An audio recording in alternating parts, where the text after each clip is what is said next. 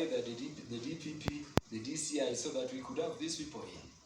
Because before we even investigate these many issues, whether this data impacted on us, and I agree with you, data can be put into good use. Just as data also can be put into very dangerous use. Let me tell you, these people came here and they were saying, we are developing a world ID.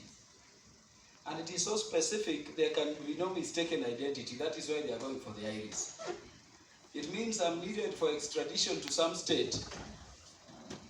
They can wait for me to leave the jurisdiction of our country and our laws. And they just need to click Kaluma, and if I'm walking, you are picked out, you'll be extradited. It means some bad people want to take you out. They just want to collude with these people, get our waziri, God forbid, and a drone will be on you. And that is what artificial intelligence is about. So there could be good uses and very bad uses. How come with the laws that are existent, these people still have their freedom? Not just abroad, but in the country. And what is your advice to the government, including within the context where you exclusively said on how they should be treated? I thank you, Chair. Thank you very much, members, and I want to cede the floor to the substantive chair to take us through this last part. And I'll be inviting you, Waziri, to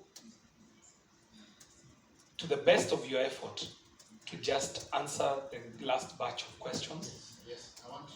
Yes. There are a few things you mentioned that I would like to put clearly. One, you are informing this committee that there are quite a number of other efforts going on elsewhere. Yes. As far as this ad hoc committee is concerned, those are efforts going on elsewhere. The Constitution is very clear as to what work it gives Parliament in Article 95 and 96.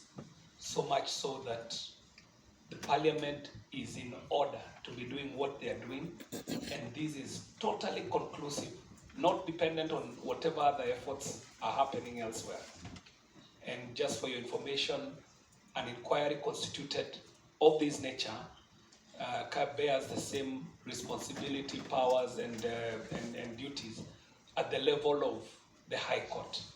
So this effort in itself is complete, devoid of any other effort going on elsewhere. But it can also inform what is going on there. The submissions by the Honorable Wakili Kaluma, if they found themselves in a report, then this Parliament in its own motion can prompt other agencies to take actions, even criminal, of a criminal nature. And that would be a directive coming from Parliament. The other issue you raised was on benchmarking, and this you said in the space of the fundamental reforms that we are walking into, and we are happy with the benchmarking. But then again, we've also got to celebrate the pole position that Kenya enjoys in technology and advancement. And I would like to just submit that we might want to also not be too over-dependent on what everyone else is doing out there. Kenya might actually be a leader in some of these things, so much so that we might also want to really find out what is available locally before thinking that everyone else there is better than us and we rush to them for benchmarking. Honorable Chair, I cede the floor to Waziri to answer that batch of questions, after which it shall come back to you to guide. Yeah, thank you. But considering it's actually just a few minutes to 6, and I don't want us, unless otherwise keeping you for too long, you can add one question to the majority already asked by members, so that you sum all of them together. Do you think, as a ministry, given already what is coming out, we could be in a position, taking into account the suspension of the certificate of the Tools of Humanity and the activities, of course, do you think we are in a position to deactivate the app within our region? Have we gotten that, Waziri? The certificate remains suspended, right? And and we know Kenyans could be still subscribing online. As a ministry, ICT and the economy, digital economy, are we in a position to, that is behind, of course, deleting the information, are we in a position to suspend the app within our region?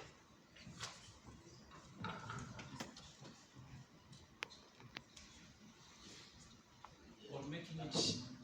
Yes.